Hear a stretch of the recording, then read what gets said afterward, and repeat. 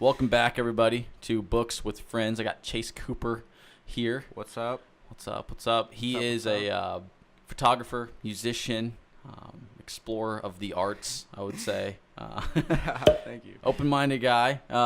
So we read the book, The Subtle Art of Not Giving a Fuck. Can you hold it up, possibly, to give a little the book? Oh, yeah, my bad. No, you're good. There we go. Mark Manson. I actually looked a little bit more into him. He's like a famous blogger.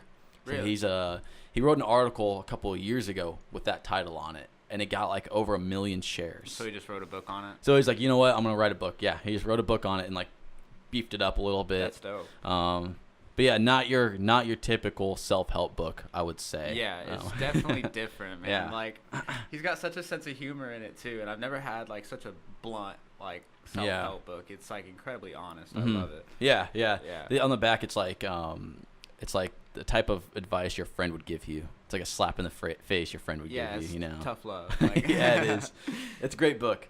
Before we go too far, though, I know you're doing photography. You know, what got you started into that? What got you interested in photography? Well, I might pull the mic a little bit. Oh, okay, my bad. You're good.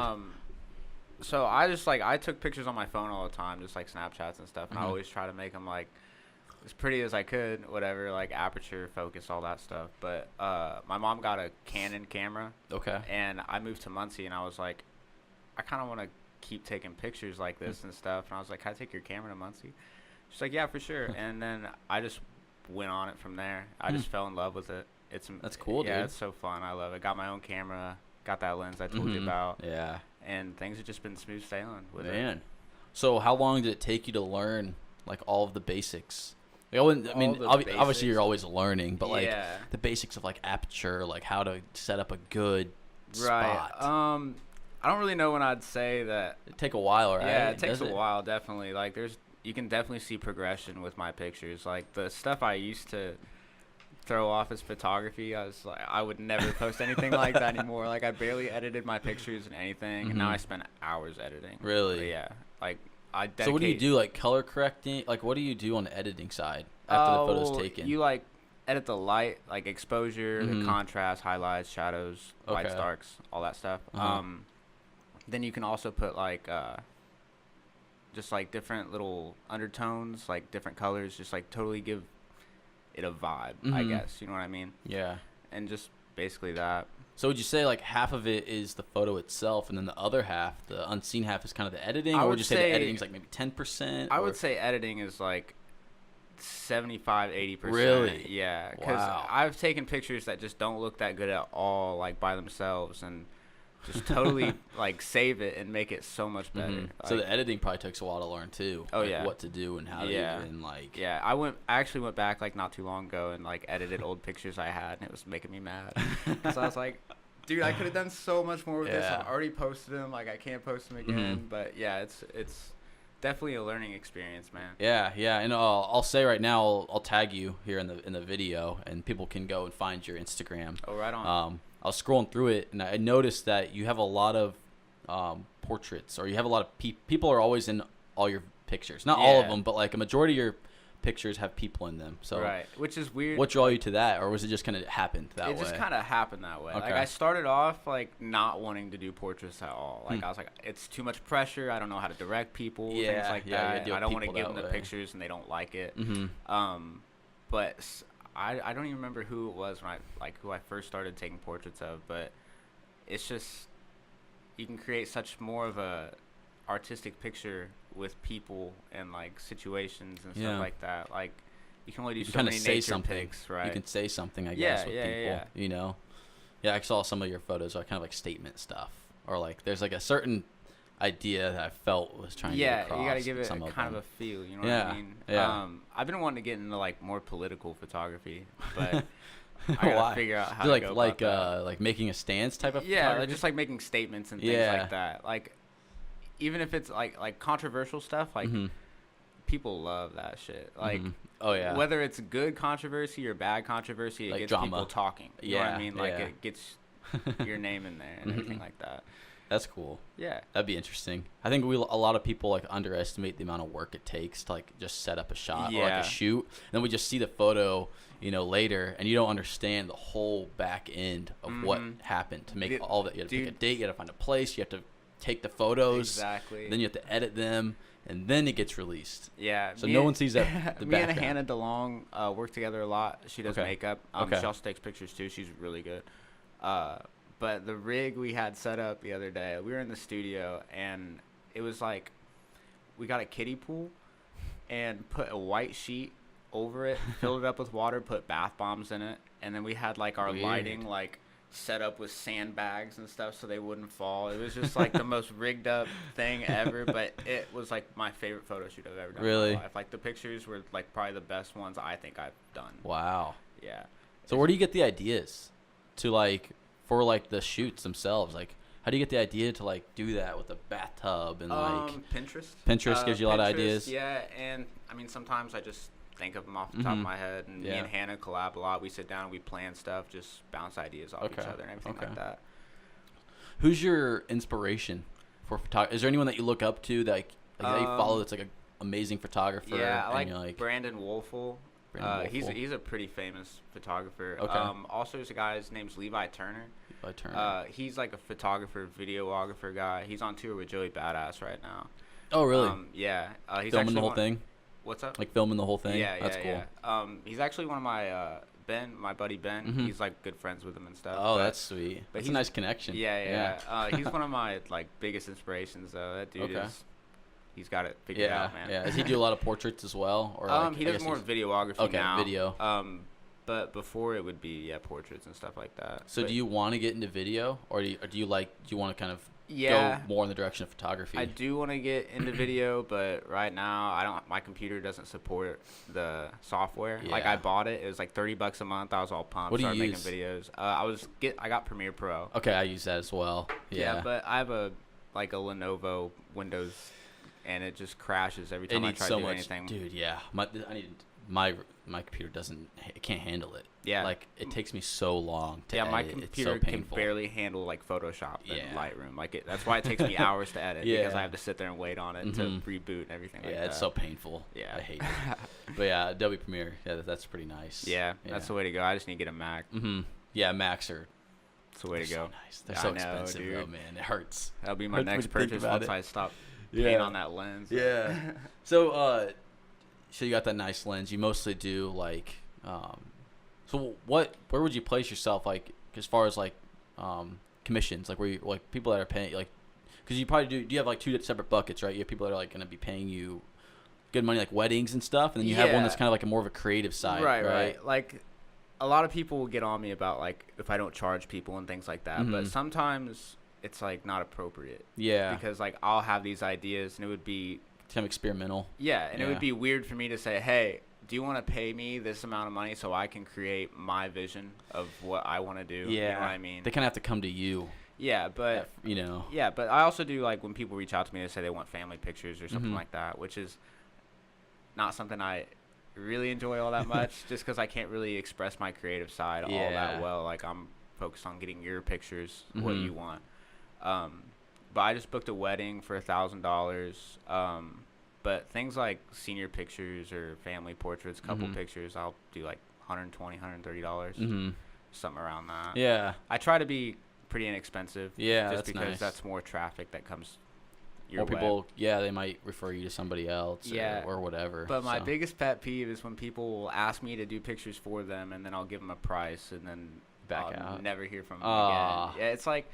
We can negotiate. Right. Like, and I don't know. It's not like I don't even know how to word it, really. It's just like I have so much equipment and it's cost me so much money. Like, I just can't do all this stuff for free. Yeah. You know what I mean? Yeah, there's no way. Like, just one shoot at the studio we shoot at, like, it's $150 a month to rent the studio. $2,000 camera. I got a $200 studio setup, like, with backdrops and everything like that. Like, $400 camera. It adds up. Yeah. Man, that's cool though. Yeah, like, that's nice that you have a space and everything, and you Well, it's like Hannah's space, and we just work together a lot. So, right? yeah, so I'm there quite a bit. Awesome, dude. Well, awesome. That's good. If you ever need pictures, bro. Hit me up. Or anybody watching this. Yeah. Want some pictures, let me know. That one. That one? Oh, my bad. Doesn't matter.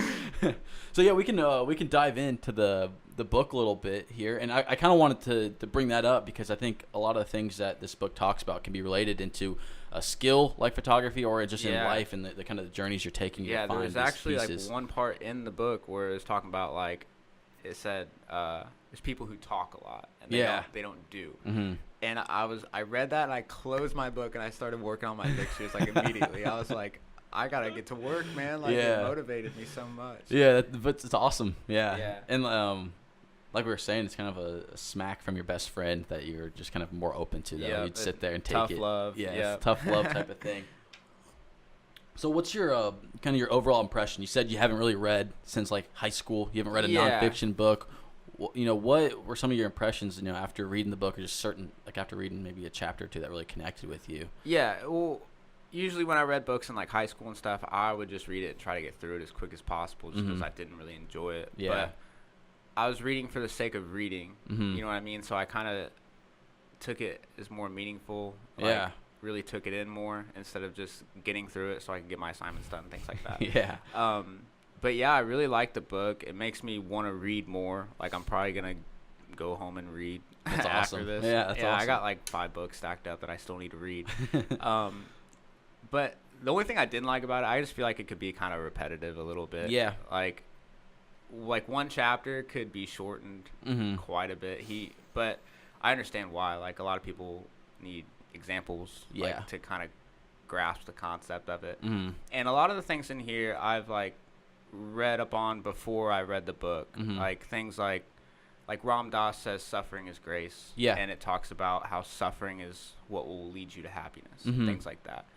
Just because of the battle from it. Yeah. Like if you have constant happiness, you don't know what happiness is. Like that's and exactly. And vice versa. If you're always sad, you don't know what happiness is. But if you push through the suffering, find happiness. Yeah, absolutely. Yeah, and I think kind of what you're saying, it's kind of popular with the whole self-help niche in itself, is that a lot of the ideas are very similar. It's just different people talking on them, different resources and different what would you call them? Different. They're just pulling from a lot of different places, so every author has their own spin on it. Yeah. So yeah, it can get the whole niche can get repetitive really quickly. I think this one is a good one if you're kind of just getting started. If you're kind of like a light sense of humor. Yeah, that's what I like about him too. Yeah. He like right when you least expect it, he'll throw in a joke like a disappointment panda. Is that what it is?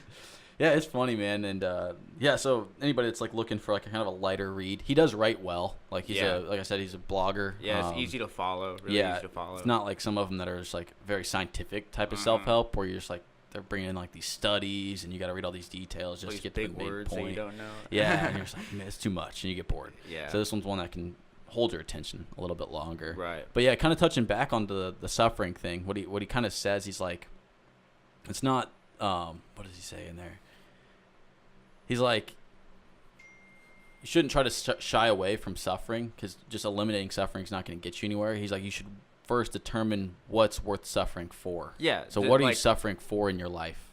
And so walking through that, I think that's right. And like the things with like they have mentioned Dave Mustaine in there, like how he's with Metallica, and then they kicked him out. Yeah. And that like with values and things like that, like he valued his success based on Metallica's success, which, to be honest, I didn't really know I was going with this.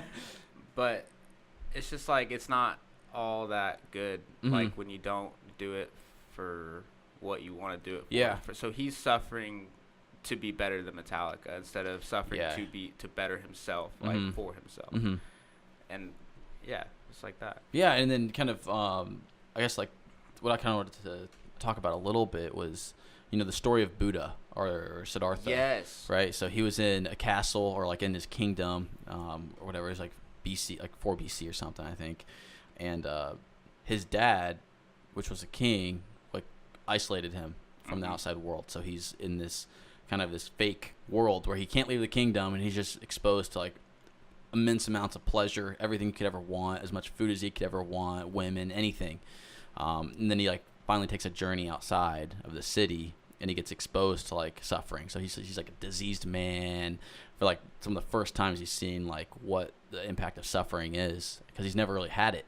Right. And so then he comes back, and he's like, he eventually kind of goes further out, and then he just leaves everything. Yeah. He has a wife, he leaves his kid, he leaves the kingdom, and he goes out, and he's kind of talking about how suffering in itself is a like a disposition of humans. It's something that every single person has to deal with, and he's like, I'm going to set out to try to figure out how I can help resolve this in a way, like help ease that burden for people. And figuring it out is just like so much more pleasurable than just having it. You know what I mean? Yeah, his story is really interesting. And anytime I think of like suffering, pain and suffering, I think of like the Buddha, of his story of what he did. Like, couldn't imagine doing something like that. Yeah, like, most people would not do. He sat under the tree for like 40 something days. Yeah, he's like, I'm gonna sit here until I have a good thought. Yeah, for like it was like 40 days. He just sat by this river and meditated. Really interesting story. But like kind of tying it back is that, you shouldn't try to flee from suffering. And I think that's what he undergot. Like, his father hid him from suffering, but rather you should face it head on and then understand, like I said, what is worth suffering for? Like, what are you trying to do? If you have a big goal, and you're suffering along that way, is the end point good enough to justify all of that pain and suffering? Exactly. Like, that's like how he starts out with the book. Is like, you have a certain amount of fucks to give. Like, you gotta give them on the right things. The things you actually care about. Or that's gonna bring you pleasure or happiness. Yeah, kind of everything kind of has to attribute to your overall value mindset. Like, what do you value in your life? Because you can't give a fuck about everything. Right. Yeah. Exactly. And if you do, you're not really doing anything because you're caring too much about what other people are thinking. Yeah. And I kind of like want to make sure that when we're saying this book is the subtle art of not giving a fuck, it doesn't mean like it means you just don't care about anything. Yeah, it doesn't mean that, right? It means to choose wisely what to give a fuck about. Right. Like, and what I took away from it when I first started reading it is just like my everyday conversations with people. Like, if I were to slip up my words and like embarrass myself a little bit, like, it's just like, why am I still thinking about it? Like, that's something I shouldn't give a fuck about. It's like, it's such a small, like, with how big the universe is on the scale, like, it just doesn't matter. Like, little things like that. Yeah, it's nice to put those things in perspective, and I think he does that in a pretty nice light, and also like a very like he starts out like every little lesson with an anecdote, which I like. He puts it into like a perspective of somebody else's life and like how it can work. He brings in a lot of good stories in there. That's always nice. He also kind of talks about the process he had to take as far as like learning what to give a fuck about. So you have to question your own beliefs a lot. Like, so I think he talks about that a lot.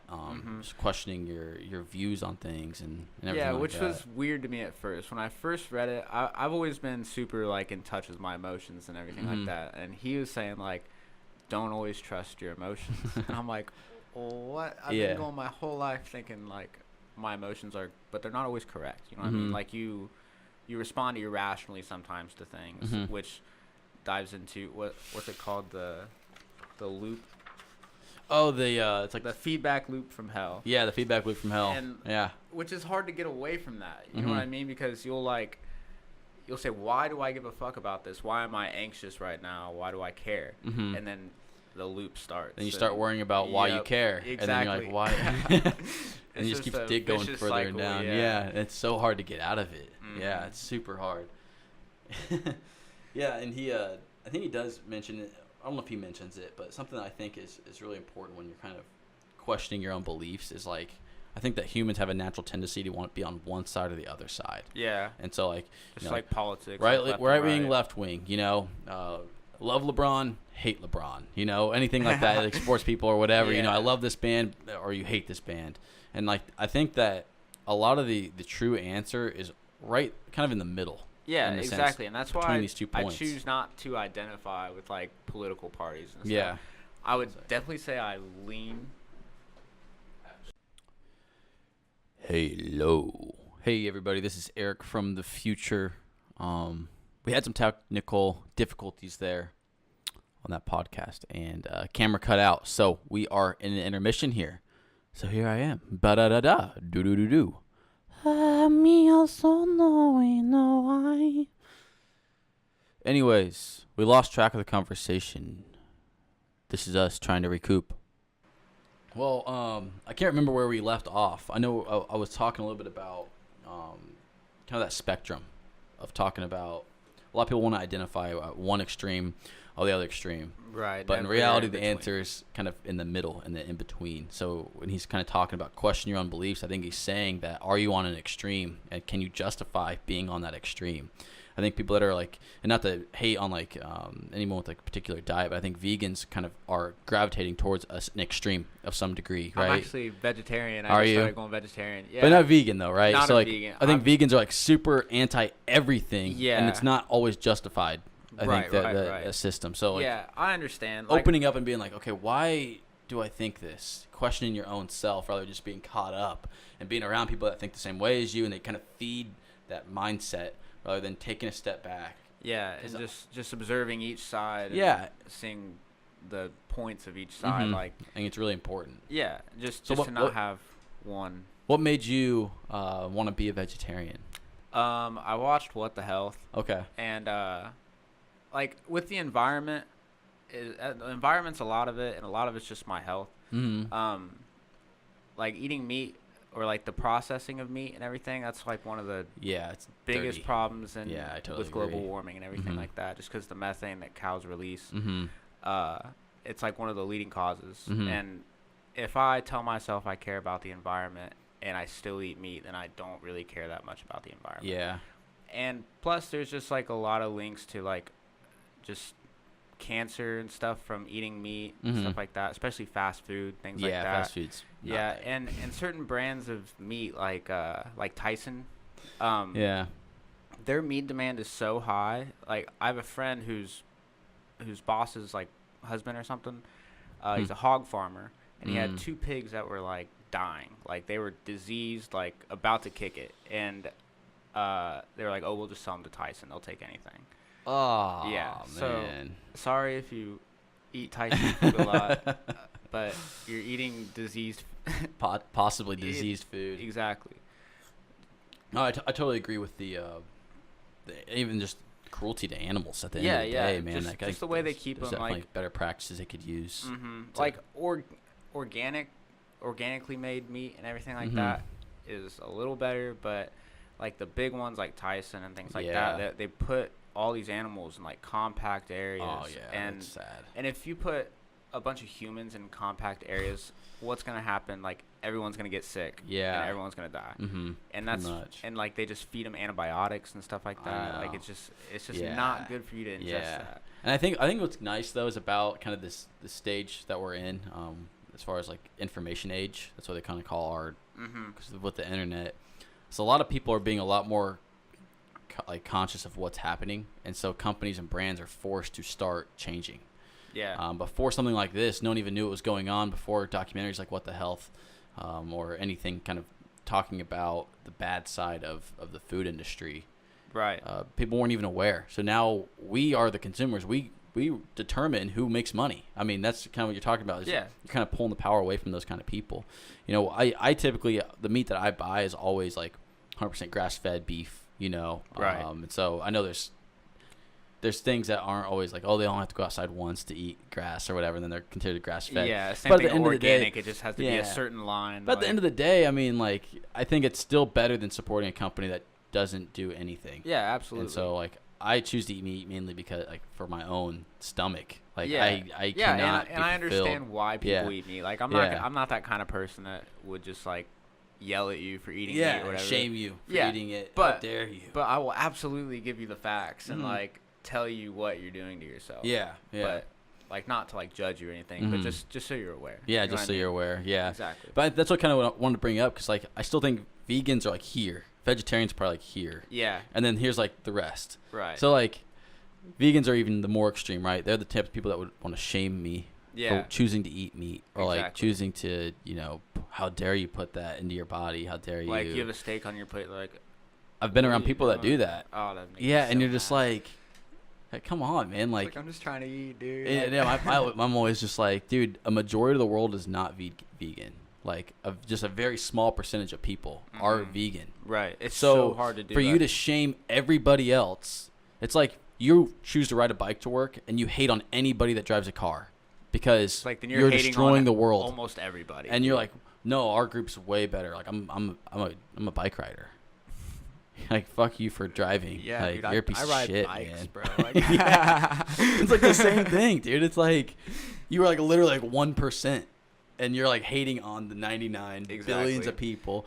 And so, kind of pulling back though, questioning that, like, and then like I said, it's so easy to get kind of wrapped up in a certain mindset. It doesn't have to be on food or anything like that. It could be on just what kind of music you like. And you hate on people that like, if you're like a metalhead, you hate on people that like pop because it's basic. Right. And so stuff like that. I hate country music. Like, there's a handful of songs that I like, but I hate it. But I have respect for it. You know what I mean? Yeah. Like, you can not enjoy something and not say that it's trash. Mm-hmm. You know what I mean? Yeah. Like, I understand. But you understand that other people can enjoy it. Exactly. Yeah. Exactly. Yeah. And I'm not gonna hate on you for enjoying it. Yeah. I don't want to hear it. Mm-hmm. Like, yeah. I'm in the same boat. I don't like country music. I like pretty much anything except for country, man. Yeah. That's the one I can't deal with. Pop country. Oh man, that is just kind of brutal. Like I like the old school country music, and the folk music, like Bob Dylan like stuff. Hank Williams, the older Johnny stuff. Cash. Yeah, Johnny Cash. That stuff's classic. Yeah. But you start getting to like the pop country. Right. I tried to open my mind up. Keyword after keyword, just targeting, just like trying to feed to their demographic. Yeah. I tried to open my mind up and like see if I liked it at all. I went to a Florida Georgia Line concert. Oh no. Biggest waste of money I've ever done in my life, man. I was so ready to go home as soon as I got there. Like, really? I was like, this is a bad idea. Should stop opening my mind to things. That was a country I've never been to a country concert. I feel like it's a lot of just like America. Just like beer. I don't think and like blue jeans. Right. Like fan wise, yeah. That's what I'm saying, yeah. Like the fans, the type of people like, and these people are probably not even acting like that in their real life. Right. There's like, I'm going to a country concert, so I got to be like balls to the wall. That's fucking what America. I hate that, dude. I've seen so many people that I see them dressed like every day. Like I know what they wear. Then they go to a country concert and you see them all decked out in country clothes and stuff. It's like, I know that's not. Like, why are you doing? Like, why are you doing this? What is happening? Yeah, it's like the social thing. Like everyone there is kind of just like in a certain. It's just a weird epidemic. Right. That whole thing. Yeah. I went to a Green Day concert not too long ago. I love Green Day. Yeah. Dude. But the people there, the fans, different. a little weird, like spiked up hair. Yeah. Like, I feel like the punk stage was like, it kind of like, died. yeah, it was like late 90s, early 2000s. Yeah. And that's when I got into it, but I was just like a little kid then. Or whatever. You can't really be that hard of a punk. Right. And I just kind of grew out of it. I like softened up on my music taste so much. I listen to like alternative folk, stuff like that. Like, punk's just like, oh. Yeah, exactly. I'm not that angry anymore. yeah. Gotten over it. But yeah, it's always really interesting kind of in talking about like that spectrum, And yeah. I think it can be put into a lot of different places. I mean, we just gave a couple examples, but I still think like so many places in your life where you could see where you have an extreme viewpoint on one side or the other side, and then just taking that time to reflect and ask yourself, really, why are you here? Like, why do you have that view? Yeah, and exactly why am I so passionate about it to the point where I'm shaming others for it? Yeah, just taking that mental process, and if at the end of the day you can 100% justify it to yourself. That's why you're doing, and it's worth it because you're saving humanity or whatever you're doing. Yeah. Then that's okay, I guess. Right. But I still don't think that's like. Yeah, I guess it's okay. I mean, like if you're talking like an extremist right wing person and they're shaming you for having these thoughts or these ideals, any kind of liberal views. Yeah, like, I don't really see an extreme viewpoint ever being correct. Like not correct, but like just like. I don't know. I don't want to say it correct, but just like right for like your own sake as an individual. Right. I think that you're kind of being on a team, Yeah. It's like a sports game. Like if I'm a Colts fan and they're playing the Patriots, I hate the Patriots. Like like I'm not like I hate each person, but like I hate them as a whole. Yeah, but at the same time, if they have a good play, I gotta respect that. Yeah, I gotta sit there and like I can't be like, well, that was a piece. Like they don't have a good point there. Like in politics, like no, it's a terrible point. Yeah, but I remember I was a kid. I don't know why I remember this so vividly, but I was watching a White Sox game with my dad. My dad loves the White Sox, and they were pitching. They threw to, it was like right on the edge of the strike zone, whatever. Called it a ball. I was like, good eye. And then I looked at my dad. I was like, I'm sorry. I was like, I didn't mean to say that. I didn't mean to like compliment the other team. And all. He's like, why? Yeah. I was like, it doesn't matter, dude. Good eye. Yeah, you got at the same time respect that both teams, but yeah. Super interesting. One other thing that I kind of want to talk about is he talks about kind of this law of avoidance, how we want to avoid things that threaten our identity. Yeah. Threaten our kind of our sense of self or our ego and feed that. So we avoid everything that threatens us. But at the same time, those things are often the things that make us grow. So you can like the things when you're uncomfortable with something. Like if someone, like say someone asked me to do a photo shoot that I've never done before, and I would be like, no, like never done that. I'm uncomfortable with it. I have this idea of kind of the photographer I am. I don't know if I'm that. And if I don't take that opportunity, I hinder my growth right there because I could do this new thing and find out so much. I could find a love for this kind of photography, but if I avoid it, I'm never gonna see the light of it. Yeah, and I think like he kind of talks about like the building up of that over time, just rejecting everything that threatens you. It gets you in this really weird spot where like you're not open to anything. Like can't teach an old dog new tricks. Exactly. You know? Yeah. And so I don't know. I'm very open-minded when it comes to things and experiences. So like it's hard for me to even think about that kind of mindset. Yeah, I totally agree. But then again, that's my own view of myself. Like, oh, I'm really open. Yeah, you know. Exactly. And now I'm like, well, what would it be like to be closed-minded? So that's kind of the whole thing, questioning your beliefs, and then also trying to go towards what you try to avoid. Right. And just to see it, just to check it out. Yeah, I tell myself I'm open-minded, but I catch myself being closed-minded every once in a while. And it's just like, exactly, yeah. Go against your own self, man. Right. Yeah. And then I guess we can, I don't know if this is a great segue, but he talks about kind of work ethic and motivation. And he talks about, what's he say? I have it written down here. He says, action isn't the result of motivation, it's the cause of motivation. So basically saying that, because you're motivated, you'll act on something. He's saying take it back and act on something first, and then eventually you'll become motivated to do it over and over again. Right. Yeah. So you can't just like have motivation. Like you can't just read like it just doesn't come out of nowhere. Yeah, you can't just sit there and like I'm motivated to do this today and never done that. You know, but if you've like kind of dabbled in it a little bit, it's like I feel like it's more of a gradual process. Right. Like with photography, you probably got a camera, you kind of started dabbling a little bit, you started doing it, and then over time you start to get more and more and more and more and more. And lately, I've been motivated more than I ever have with pictures. And like when I first started, man, like I would do it every once in a while just for fun, but then it started to be like, okay, I want to do this again, like tomorrow, and then the next day, and the next day, and then that's where it starts, I guess. Yeah. And I think a lot of people just want to go 0 to 100. They're like, I want to be the best photographer, and they don't have a camera yet. It's like. Right. The process just to get a camera and get to the point where you're motivated to take pictures every day, that's a journey right there. Yeah, so you can't just skip that. Right. It's all part of the whole thing. So it's like... Yeah, and plus, if you continue to stay motivated, you just progress so much. Like, you just you learn so much about everything, things you never knew before. Like, and if you just quit because you don't go from 0 to 100, like, you're just throwing all that away, all that growth. And, it's just...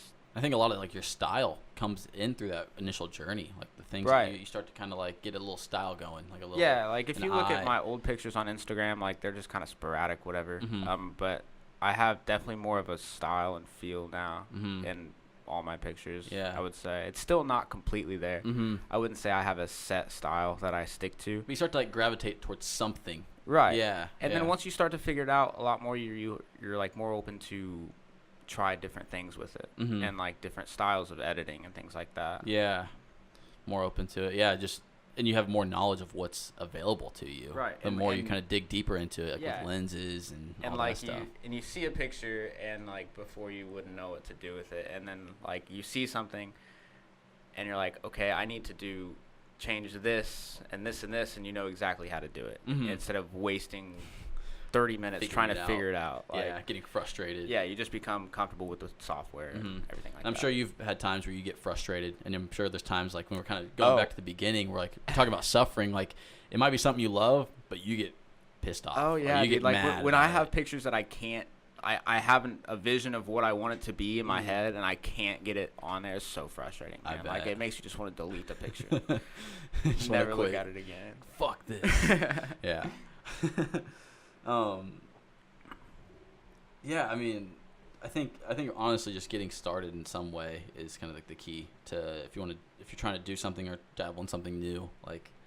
Yeah, and he talks about that in there too. Is just do it. Yeah. Like, instead of just take the jump first. Right. It could be in anything. You know, it doesn't have to be in photography. It doesn't have to be. I mean, if that's not your passion. Yeah, whatever your passion music, is, you just gotta. If it's like your career, just like dabble in stuff. You know, Mm-hmm. try weird stuff out. Hit up somebody that does something and see if you can shadow them for a day or whatever. Right. Like, you never know what you could be into. You could potentially be like your passion for the rest of your life. Like, with pictures, I never saw myself being a photographer. Like, from elementary, middle school, high school. Like, I didn't even touch a camera. And then just one day I picked one up and hey, this is like pretty cool. This is fun. Yeah. Yeah, it's always interesting that journey that it takes. But at the same time, you know, if you got really far down in your career, like, you wouldn't change that whole thing. You wouldn't change that process for anything. Absolutely it might mess not. it all up. Yeah. You know? And so trusting that journey of like dabbling in things and acting on things, even though, you know, and he kind of comes back talking about like choosing what to give a fuck about. If you're a beginner, you suck. Let's just be honest. Any beginner sucks. No beginner started off, you know, making 3-pointers or first shot. You know, you got to start with the layups. And so, and you got to figure out how to dribble. And so coming into the game, and like, you can't give a fuck about how much people think about you if you suck at the beginning stage. You got to be just super open. Just take it all in and give a fuck about progression. Stop giving a fuck about what people think about you sucking. Exactly. Because at the end of the day, it's all just in your head. Most people understand if you're a beginner that you're a beginner. Yeah, and people aren't gonna really understand that at first. Like, you start posting your stuff, and they're like, "This sucks, dude." It's like, I'm beginning. Like, exactly. It's like, I'll get there, man. Just like, wait. Yeah, like I just got started, dude. Exactly. But most people aren't that. I guess on the internet, people are savages. Oh yeah, dude. But you hide behind a screen. You know what I mean? Like, they never see your face. No one would say that in person. If you're like, show them, like, check out these pictures I did. Well, that if they don't like them, sucks, bro. Yeah, like, dude, why would you say that?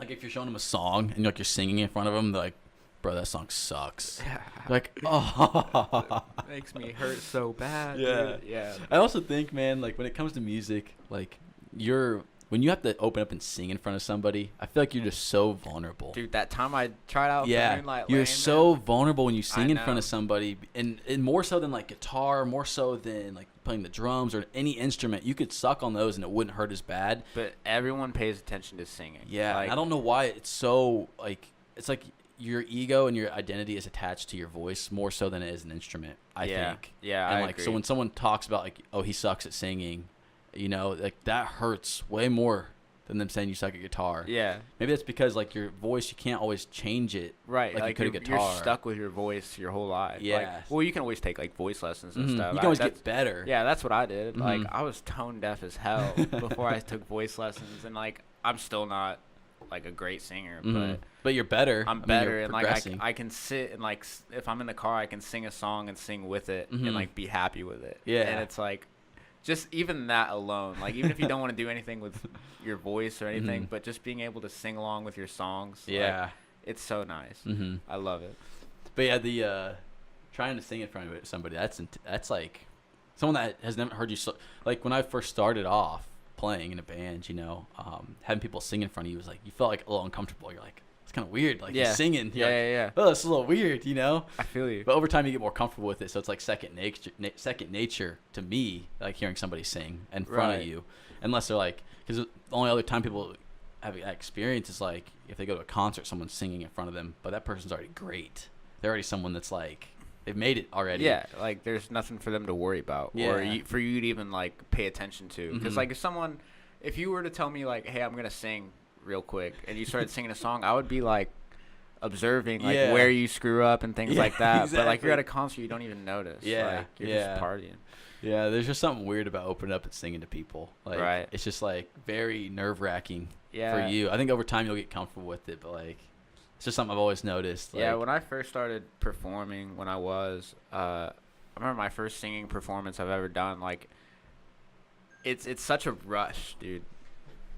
Oh, yeah, you're good. Okay, right on. Like, because I was incredibly nervous before. I was sweating, like shaking and stuff, and I got up on stage and there was no getting out of it. You know what I mean? I was like, I have to do this. Yeah. So you just do it, and it like when you're done, dude, it feels like you've been performing for like 20 seconds when you're done. Like it goes by so quick. It's like you don't even remember it.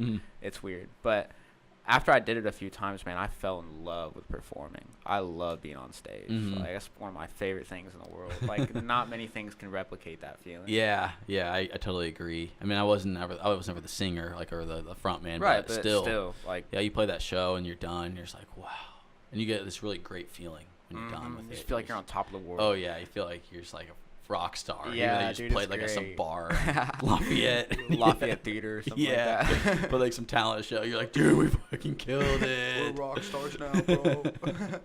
It's awesome though. It's a great feeling. I wanted to kind of there's some other good points here. Anything that you have, like you thought of, that you think that sticks out to you from the book, that you think that it might be beneficial for some people to hear about Sticks out to me. Yeah.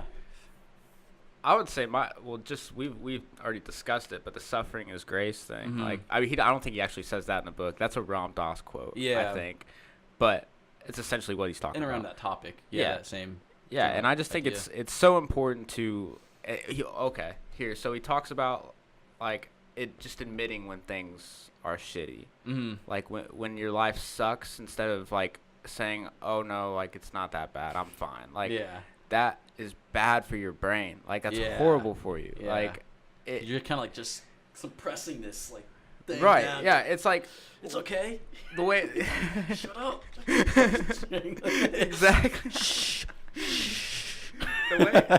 the way that I think about it is like, so like here's your problems and here's you, and you just like run away from them. They're gonna come back. You know what I mean? Yeah, they're always there. It's never just gonna go away if you avoid it. They're gonna come back to you eventually, maybe not in the same way, but in some sense. Like, it's gonna come back to you, and you're gonna suffer from it. Like, it's just, unless you deal with it. Like, it's better to just face it and overcome it rather than just waiting for it to come back later. Yeah. I think the thing is, some of those things that you're suppressing are so deep-seated that they're painful. They're so painful to confront later. Yeah. They're just like, they're like hard things to confront. They make you question yourself a lot, and that's why you've been avoiding them. And then you start to think, well, why might I have been avoiding this? You know, and then you're going to get that feedback loop again, and then you're not even addressing the problem. You're worried about why you're worrying about the problem. Right. And I know when I started working, after college, I had to work 2 jobs. So I was working at Menards, and I was working at this startup company who couldn't pay me anything. Really? I was making on commission only. So I was working like 70 hours a week doing both. Dude. And so I had 1 day off every 2 weeks. Hey, props, man. Yeah. That's crazy. Yeah, and so I was making I was only making money from Menards because I didn't know how to sell yet. Like, I had to figure that out. We didn't even know I was the only guy doing it. I was cold calling, you know, and so I was only making like $250 a week. So $1,000 a month. Working 70 hours for $250 a week. Yeah. Oh, man. And I did that from July to October.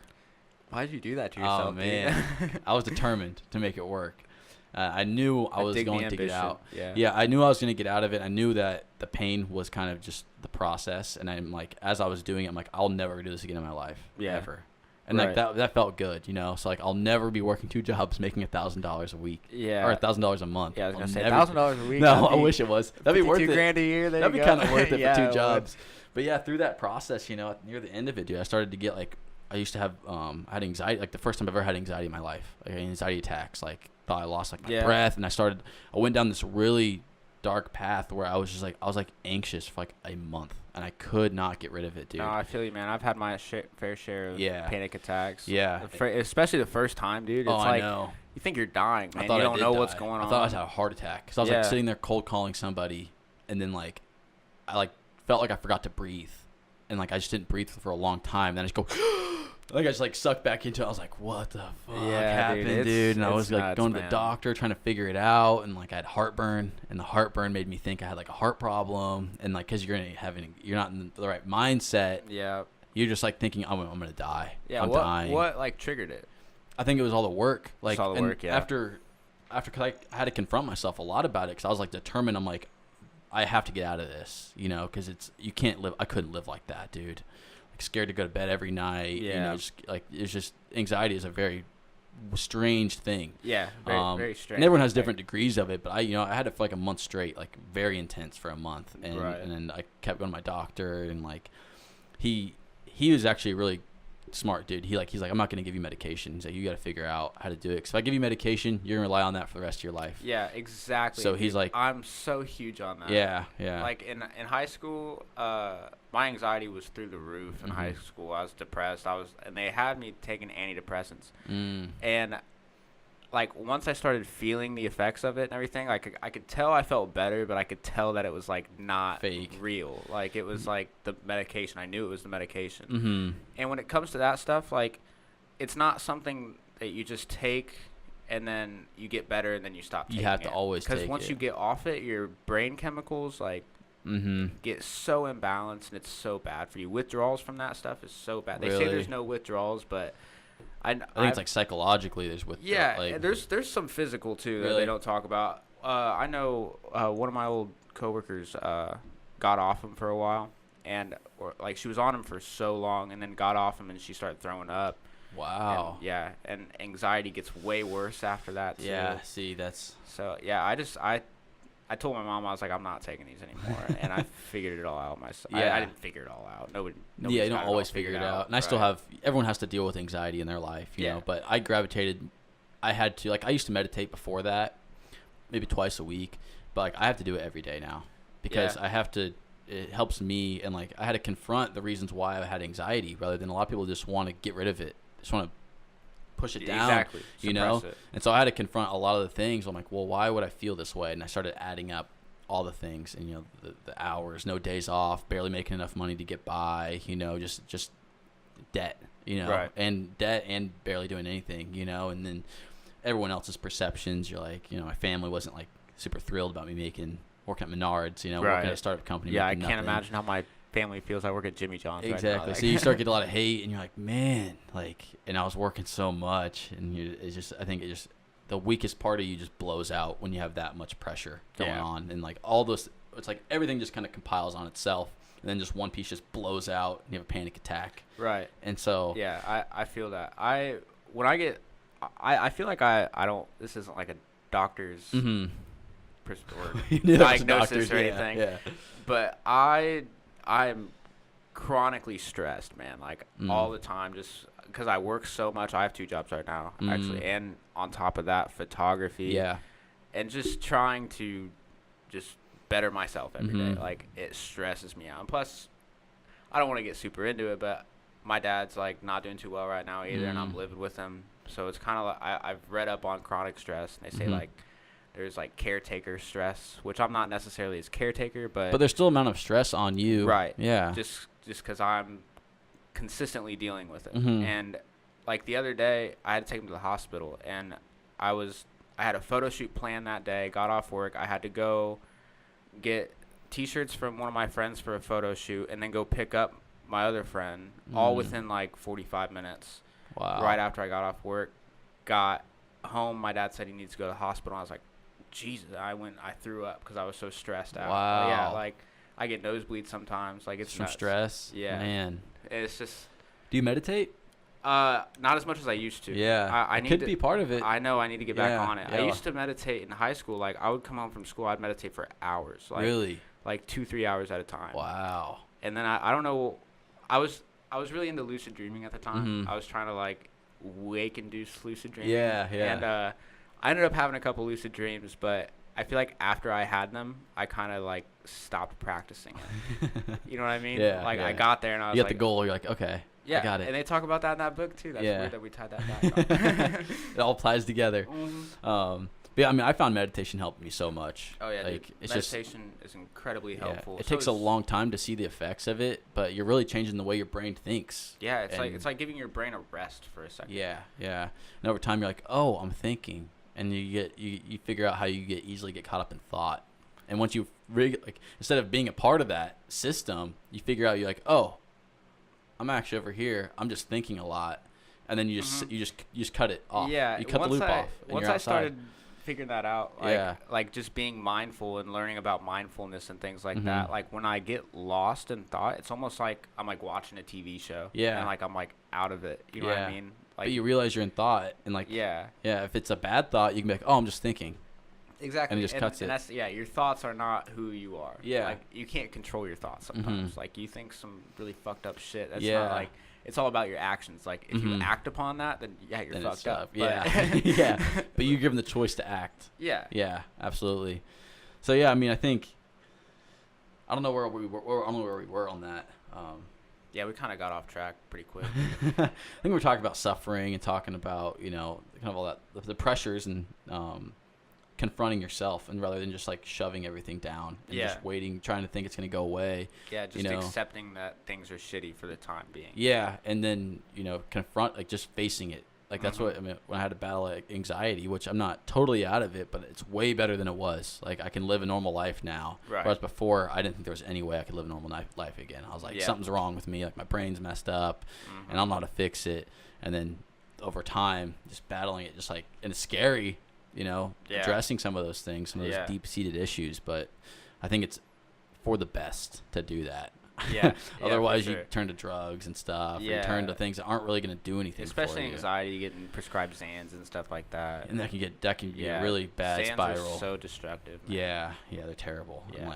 I did not want drugs. I was just like, I just wanted it to be done with, though. And I could see why at some point, if it's gets that bad, why people choose to have drugs, because like you've been battling it for months, and it just doesn't go away, and you can't. It's just so hard. Like it's like I just don't want to feel like this anymore. It's really easy just to take a pill and make it go away. Like, and you feel like you've been dealing with it for a long time. You're just like, I just can't do this anymore. Yeah, but then addiction starts coming in and stuff like that. You get a dependency for it. That's when it gets really messy. Yeah. But yeah, I think confronting your deep-seated stuff and just having that level of self-awareness, of that understanding of how you think and why you think the way that you think. Yeah, and even if you are like questioning things, it's like it's good just to even question them and understand that you're not sure. Yeah. Like, that you don't know yet. Yeah. No one's sure. Yeah. Everyone thinks that everyone else is sure. No one's sure. I tweeted about that the other day. I said, I forget what exactly I said, but something like, next time you think you got it all figured out, like, understand that you don't. Yeah. And nobody does. Nobody ever will. Like, it's a constant learning process. Yeah. Yeah, it is. And that's what he talks about towards the end of the book, too. Yeah. Like, yeah, he does. He brings that up. And I would say from my personal experience, like I started reading books because I wanted to start figuring things out. But the more I started being exposed to a lot of ideas and different kind of fields of study, the more I'm like, dude, I was more lost than I ever was. Right. Because I was just exposed to a ton of stuff, So you never really have it figured out. Any of your views. Yeah, it's almost like the more you learn, the less you know. You know what I mean? Pretty much. You just realize how vast things are. Yeah, you're just like, man, I really don't know anything. Right. Like I thought I did. I thought I knew a lot more before I even started reading, But that's kind of the whole. It's kind of the whole journey. Yeah. I think it's more about figuring out yourself than figuring out the rest of the world. Yeah, that's my main life goal. Master yourself. Master myself. Yep. Master yourself first. Then things will come from that. Yeah. You know what I mean? Your relationships will be better with people and friends. Yeah, and in the book he talks about how like goals, like I want to make $1 million. You make $1 million and then what? It's over. Yeah. And that part of your life's gone. That journey's gone. Yeah. Excuse me. Yeah, he does talk about goals a lot. And like and if you have like a value like I want to master myself, that's something you're never going to finish. So you're on a constant journey to figure that out. So like it's just constant learning and happiness, ups and downs and things like that. But overall it's a better experience than just like making a short-term goal and then just getting it. Now what? Like, I made it. Now what?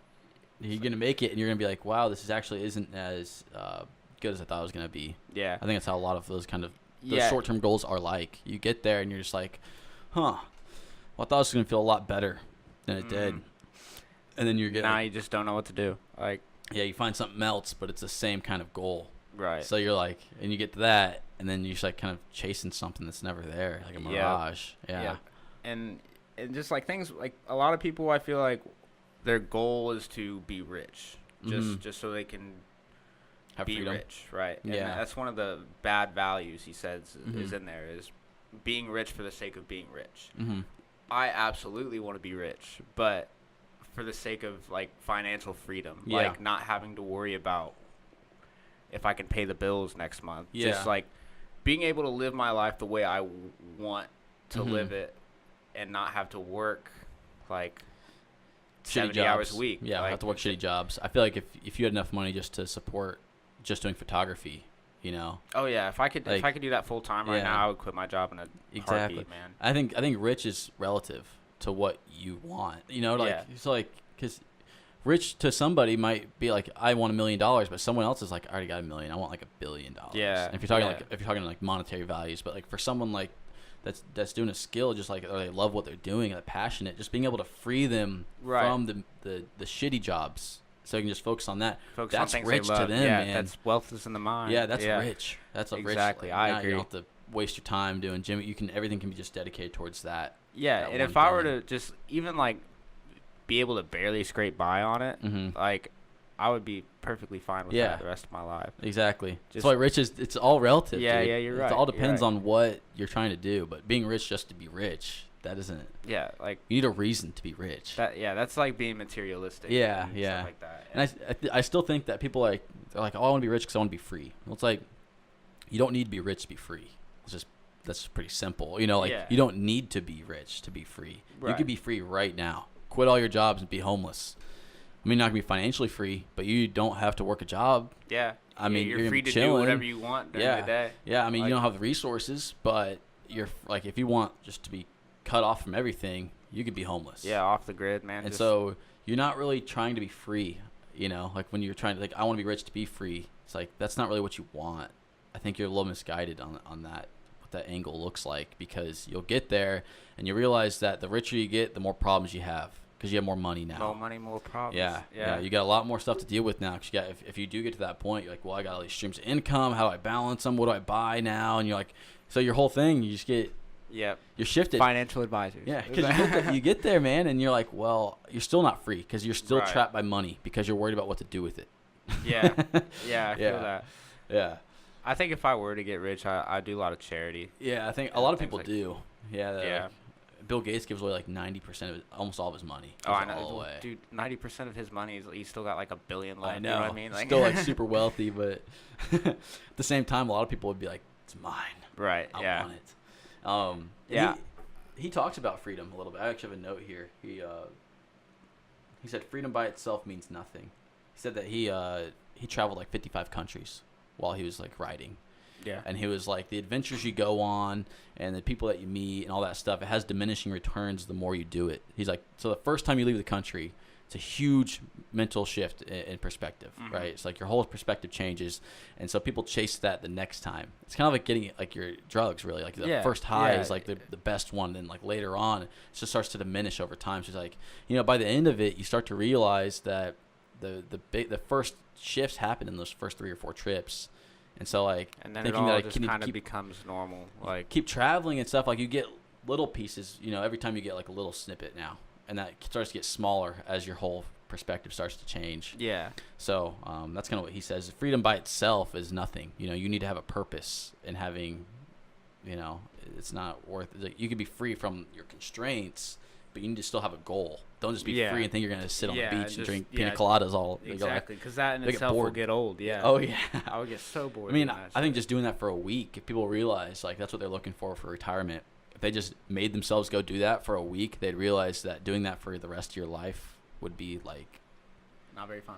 It wouldn't be very fun. No. You get bored. You'd be like, what do I do now? Like, I made it. That's a lot of people's goals, like, just retirement. Like, right. I made it. Yeah, and that's why I feel like that's why some people like come out of retirement and go back to work just because they get so fucking bored. Yeah, like, well, what do I do now? Their whole goal is just to retire. Yeah, it's like I've done everything I can. Like, yeah, it kind of suck. Yeah, you know, which I think that's like good to have that kind of work ethic. Though, you know what I mean. But at the same time, I think there is a point where you should chill out. Yeah, like. I don't know exactly what age. I think it all varies on person to person. It depends on what you're trying to do. Like Bill Gates is like, I think he's like 75. 70, he's in his 70s. Bill Gates is, yeah. I didn't know Bill Gates was that old. Yeah, I think he's in his 70s. I could be wrong. I have no idea. Might be like in his 60s. Should we check real quick? I can check. You have your phone on. I got my phone on. Mine's recording. Recording. Check it. We'll fact check ourselves. We have the power of the internet. I want to say he's either 73 or he's like 68. In that range.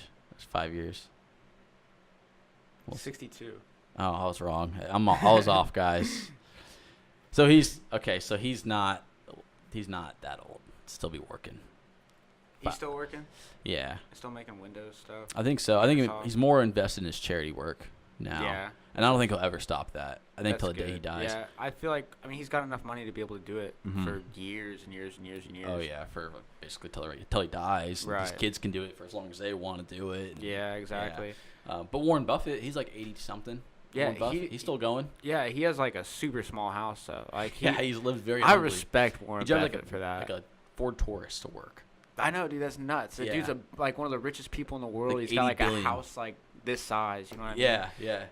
He's like, oh, a Ford Taurus, dude. That's yeah. You'd expect him to be like balling out, right? Going on vacation and stuff. What's he used with all the extra stuff? I think he just puts it back into the company. Really? I think he just keeps putting it back. That's why it grows so fast. That dude's nuts, man. Yeah, I don't understand that. Wrap up here in a quick second. I don't know where we're at on time, but let me make sure we're. Oh yeah, we're still recording. Still recording? Yeah, I think we're like at about an hour now. We had a little hiccup at the beginning. Hiccup. Yeah. It was a coffee break. How to get that in. I guess the kind of the final point that I have from this book is and it's kind of counterintuitive. He's like, don't try at the end. He's like, don't try too hard. Yeah, people that try too hard to make money don't end up making money. Yeah, or even like trying too hard to like be a certain person, like or having some sort of image or persona like on social media and things like that. Yeah. Like I feel like the more authentic you are, like yourself, like the more people fuck with it. Yeah. You know what I mean? No, absolutely. I try to be I guess I don't try to be somebody. I'm like my 100% self on like Instagram, Twitter, things like that. And I feel like I get a lot more feedback when I'm like thinking my authentic thoughts and sending them to people and things like that. I wonder if it's because a lot of people are afraid to put themselves out there like that to the world. And so when someone does it, it's respectable. They're like, he doesn't really care about what other people think. He's just posting this because he wants to or whatever. He's saying this because it's on his mind. And people respect that level of realness in a space where a lot of people are like kind of fake. Yeah, I just think it's important to be honest with yourself. Yeah. Like with whatever emotions you're feeling, whether it's highs or lows, like it's good to be honest with it and like not kid yourself out of it and things like that. Like just like suffering is grace. Like go through bad times, be honest with yourself and tell yourself that it is bad. Yeah, and it's okay to suffer. Yeah, everybody does it. It's gonna happen. As we talked at the beginning. Yeah, problems are good. Yeah, it says that quite a bit in there. Yeah, overcoming them and just because you start feeling like, man, my life sucks right now. It's like that's normal. I think at some point, every single person's life, right? No matter if they were born in a billionaire household, they thought their life sucked. Right. Everybody has that feeling. Yeah. And so instead of trying to shy away from it, understand it. And, and to understand that there's like happiness isn't like a destination. It's a feeling that comes and goes. Yeah. Like to understand that is a huge part of it too. Yeah, and I think like and something that I've kind of realized over time is like thinking about that, like saying like happiness is not a destination. It's easy to think, right? But like to understand it means something totally different because to understand it is to know how you've been acting on it in the past, and then understanding like you can look back and go, okay, happiness does come and go, and as me saying it, it's people are listening, they're like, well, what the hell is he talking about? Understanding it and knowing it, understanding is way more powerful because it's like a deep-seated feeling in your body, whereas just saying it is like those quotes you see on Instagram that are just like surface level bullshit, like pain is weakness leaving the body, or like you've seen like those inspirational quotes. Exactly. I don't know them off the top of my head, but they lack so much depth because you need to understand the back end of it, and you have to have that tied feeling to it. I think that's super important. Exactly. Like I can absolutely feel when I'm happy, like when I'm going through good times. I feel it so much. I get kind of chills thinking about it. Like it feels so good, man. But like, and then you go through sad times, but like if you work through those, like that the happiness will come back, and it feels even better than it did before. Like just constant growth. You know what I mean? Yeah. So don't try too hard to be happy, people. Yeah. That's what he's saying. Yeah, just exactly. And stop giving a fuck about the things that other people are doing or things that aren't in line with your overall goal or what you're trying to do. Stop giving a fuck about what people think about you that you don't really care about. And I think on Instagram, a lot of people have followers and they care about what people that they've never even met think of them. Yeah. You know, and it's just like, why care? I find myself doing that with my pictures sometimes. Yeah. Like I'll, like, do I want to post this? Like, I really like this picture, but will they like it? And then I'm just like, I don't give a fuck. And yeah. I was like, I like this. I'm posting this shit. And yeah. Usually those are the ones that are like the most I get the most feedback from. Yeah, it's really interesting and like kind of tying a bow on it. You know, he's saying in the most relaxed way in this book is, you know, don't give a fuck about what other people are thinking, but also choose to give a fuck about things that are important to you. And when you do that and figure out exactly what you're trying to give a fuck about, like battle that yourself, question your beliefs on it, you know, go towards things that you're trying to avoid. What else do I have? Yeah, like getting out of your comfort zone. Exactly. Yeah. And then build your overall mental picture and say, this is what I give a fuck about, and this is everything that I don't. Yeah, and then just take this apply with you. that to your life. Yeah, just take this with you and move on. So I think there's a lot of great value in it, and I think like we were saying at the beginning, it's really easy read. Easy to read. 12 years old there. But yeah, it's super easy to follow, man. Like I feel like a lot of books, like you can get really lost really quick, but this like keeps you on track. Yeah. And I feel like it's just the way it's set up. It has it's entertaining too. Yeah, like little chapters in the chapters and stuff like that. So you can read a little section, be like, okay, I don't have to read the whole thing. I'll come back to it. Yeah. I think it's the best way to read books is like that slow drip effect. Kind of like what we're talking about like with meditation. You know, it takes a long time for you start to see the effects. Exactly. It's like a 10-minute video talking about a book like this. It's not going to be the same as reading it, because reading it, you spend weeks with it, you know, every day, just little pieces. And then over time, it starts to change your brain without you even realizing it. Yep. Whereas when you're watching a video, like, oh, I got to force myself to think this way. And then you're never exposed to those ideas again. Right. Then what are you left with? It's yeah, just like and so I think that's why it's like good. That's why it's kind of repetitive a little bit, but it just like reminds you of the things that they talked about before. So it like really absorbs in your brain. Yeah, so you really can implement it and integrate it. So awesome, man. Thanks for joining the podcast. Dude. Thanks for having me, man. Of course. Appreciate well, we can we'll wrap up here. Any words, anything you like to say as a last audience? You can't have sunny days without any rainy days, and never go to bed angry. Never go to bed angry. That's a pretty good one. Check out his Instagram page. Do you have like a website for photography? I'm in the midst of making one right now. Okay. Look follow out for me that. on Instagram. Follow me on Instagram. Do you have Twitter? And then it'll be up there pretty soon. Yeah, okay. Twitter, Chase Cooper 5. All right, Twitter. I'll tag that in. Yep. Well, awesome, dude. I'll cut it off. Here we go. 3, right. 2, 1.